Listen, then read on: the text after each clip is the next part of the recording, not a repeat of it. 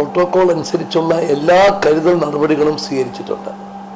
രോഗം കണ്ടെത്തിയ ആ ഏരിയയ്ക്ക് 1 കിലോമീറ്റർ റേഡിയസിലുള്ള പക്ഷികളെ കൊല്ലണം. 10 കിലോമീറ്റർ റേഡിയസിൽ പ്രത്യേക ജാഗ്രത പുലർത്തണം. ഇതാണ് നമുക്ക് കിട്ടിയിട്ടുള്ള നിർദ്ദേശം.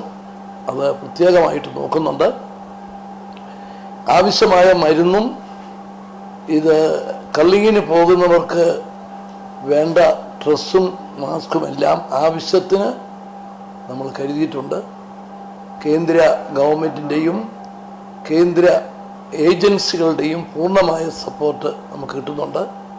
കേന്ദ്ര ടീം ഇവിടെ വന്നിട്ടുണ്ട്. എല്ലാ ദിവസവും ഇതിൻ്റെ പുരോഗതിയും അതിൻ്റെ പ്രവർത്തനങ്ങളുടെ മോണിറ്ററിങ്ങും നടക്കുന്നുണ്ട്. നാളെ രാവിലെ 9:15 വീണ്ടും ഞങ്ങൾ കൂടുന്നുണ്ട്.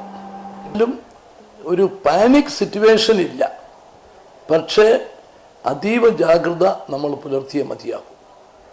അത് ആ കാര്യത്തിൽ നമുക്ക് ഇതുവരെയുള്ള പ്രവർത്തനങ്ങൾ തൃപ്തികരമാണ്. നമുക്ക് മരുന്നും മറ്റ് സംവിധാനങ്ങളും എല്ലാം ഉണ്ട്.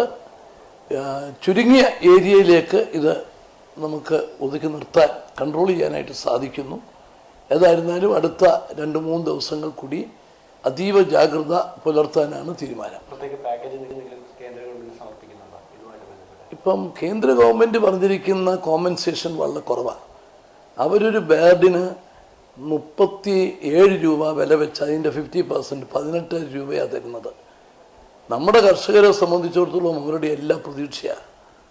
അവരെല്ലാം തകർന്നിരിക്കുക. ബാങ്കിൽ നിന്ന് ലോൺ എടുത്തതാണ്. സാധാരണക്കാരാ, പാവപ്പെട്ടവരാ.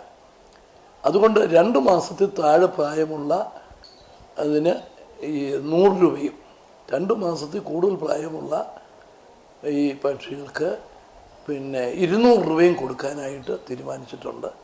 അത് കർഷകരെ സംബന്ധിച്ചിടത്തോളം അവർക്ക് പ്രയാസമുണ്ടെങ്കിലും അവരത് ഉൾക്കൊള്ളുന്നുണ്ട്.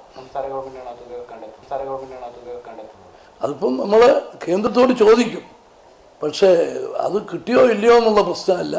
നമ്മളിപ്പോൾ ഉടനെ തന്നെ ഇത് കർഷകർക്ക് കൊടുക്കാനാണ് തീരുമാനം.